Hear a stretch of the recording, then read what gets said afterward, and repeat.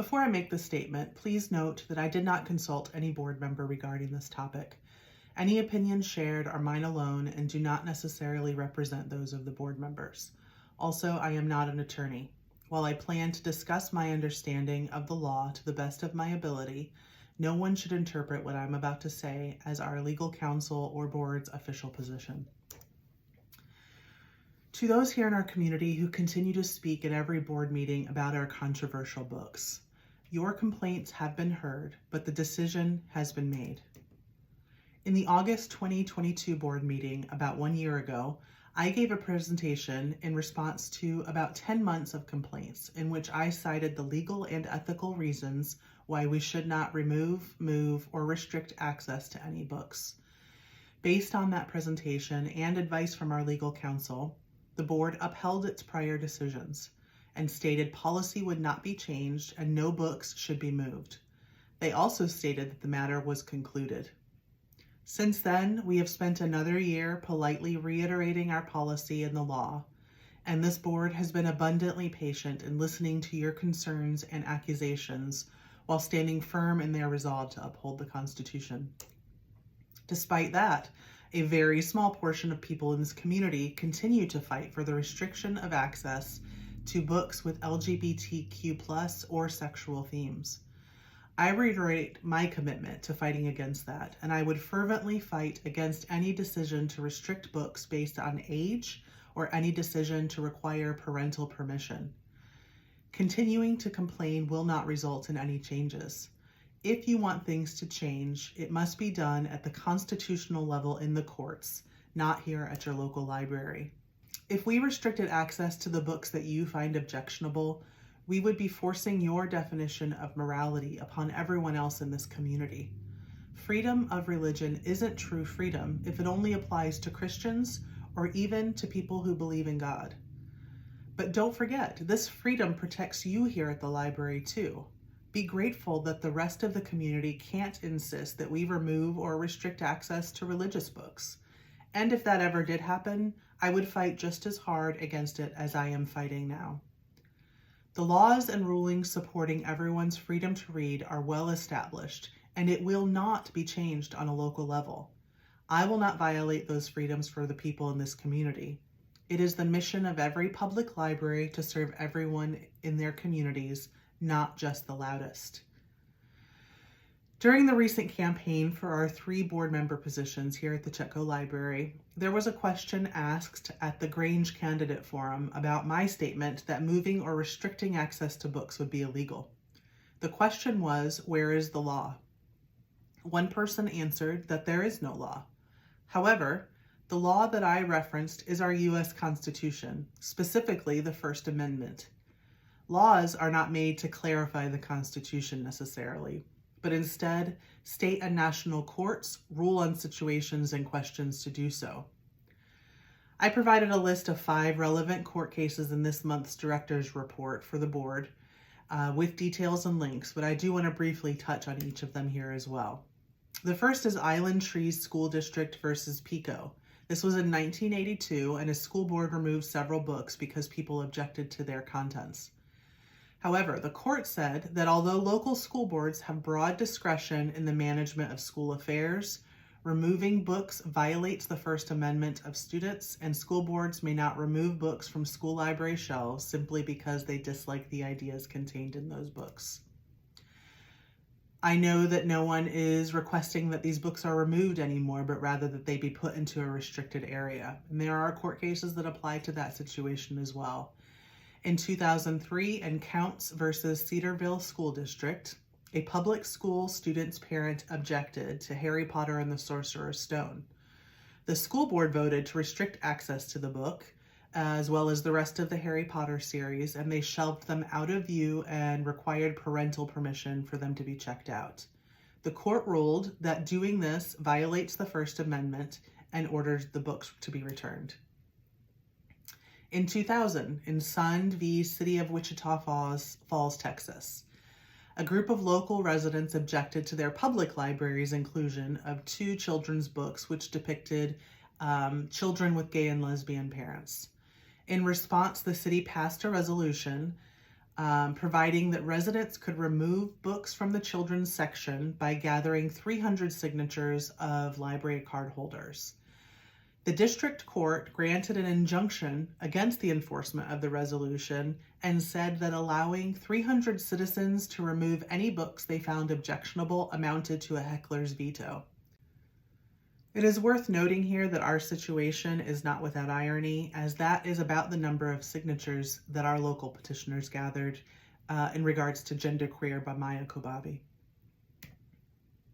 More recently, in 2022, CKW et al. Versus Wentzville School District.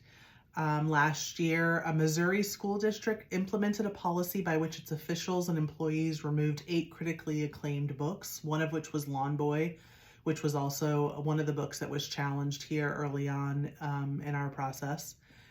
The students sued, and because of the lawsuit, the school district decided to put 7 of the 8 books back in the library, so the court case was dismissed.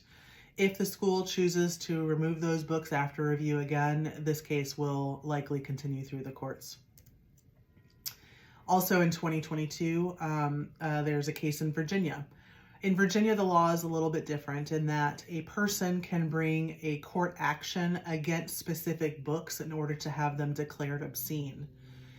And there were petitions in Virginia to declare genderqueer and a court of mist and fury obscene. The Virginia court found each request unconstitutional on its face and dismissed them. The books did not come close to meeting the legal requirements needed to be declared obscene.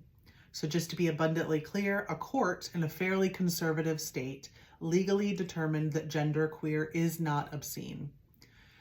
This was not all of the relevant court cases, but just a few that apply most directly here to our situation in Brookings. So, to those insisting that we go against the law and the Constitution, we will not. You may continue to heckle me, the board, and library staff. You may make public comments about these issues for as long as the board allows it. I will continue to file your handouts for people to request, and I will continue to include general info about the topic of your public comments in the meeting minutes. But that is all I will do. It is my job as this district's librarian to fight for the freedoms of everyone in this community. You have the freedom to say what you want during the public comment portion of the board meetings as long as the board allows it. However, if someone came into the library and spoke to our staff or other patrons the way some of you have spoken to me and this board during these board meetings, I would ask you to leave based on a violation of our behavior policy. You have called us groomers, implied we provide safe harbor for pedophiles, and worst of all, show again and again that you believe providing information and representation for LGBTQ people is the same as being a groomer or pedophile. Sadly, it seems the art of being polite and the basic principles of freedom are both lost here. Your persistence and continued aggression are exhausting all of us. I understand that you feel this deeply and sincerely, but your words bolster people in this community to say hateful and abusive things to library staff, board members, and volunteers, and especially to those in our community who are LGBTQ. Even if you drive all of us out of the library, no qualified librarian will do what it is that you are demanding. Queer people will not cease to exist, and the library cannot restrict access to any books because of discriminatory fear. And no board member who takes their oath to uphold the U.S. and Oregon constitutions seriously should support the proposed restrictions either. Library staff are suffering. Board members are suffering. Other members of this community lament this ongoing effort. Frankly, I am sick of talking about it, and dealing with this is preventing me from being able to serve our community better. And while we all occasionally doubt our ability to continue this fight in the face of such aggression and hateful rhetoric, we must. Our continued constitutional freedoms depend on it. This country is under attack from many different directions, and this is just our corner of that fight. So again, the decision on this matter has been made by a court much higher than this board, and your continued harassment will not change it. So any further statements that imply I or any library employees are child groomers or pedophiles will not be taken lightly. Threats of violence will be reported to the police, and any further misbehavior directed towards library staff or volunteers will result in eviction from library grounds. If you do not want your children or grandchildren to read the books that you object to, it is up to you to control that. It is not the library's role, and it would be illegal for us to take on that role by restricting access. Our materials, programs, and services are optional, including the SOC Pride Book Club. We have alternate book clubs for all ages for those not interested in that one. Many other claims made about the services we offer or connect people to have been inflammatory and often inaccurate. So for anyone listening to this who believes that we are doing something wrong, I invite you to reach out to me and ask about our programs. To those who persist in speaking at every board meeting about grooming, the evils of transgender care, and the LGBTQ agenda, this library is not the place for that battle. Even if you did convince all of the individuals here in the room that transgender care is harmful, or that people regret transitioning, or even that there is an LGBTQ agenda in this country, none of that would change our legal and ethical obligations to support everyone's freedom to read and receive information. The decision is made, period. I am sure this message will anger many people, but I also know with certainty that it will encourage and comfort others. I will not apologize for doing my job, and I will not back down on this issue. And finally, I want to finish by saying that I am thankful for the board upholding this community's freedom to read. And I am thankful to the many, many people in this community who stopped by my office to thank us all for fighting this fight and to make sure we know we have lots of support here. The staff receive cards and treats from people trying to keep our spirits up as we continue to face opposition to what we do here, and we truly appreciate it. So thank you to the board for standing firm and upholding the law and this community's constitutional rights. Thank you to those in the communities who continue to support and encourage us for the work that we're doing. And most of all, thank you to the library staff here who continue to do amazing work despite these difficulties.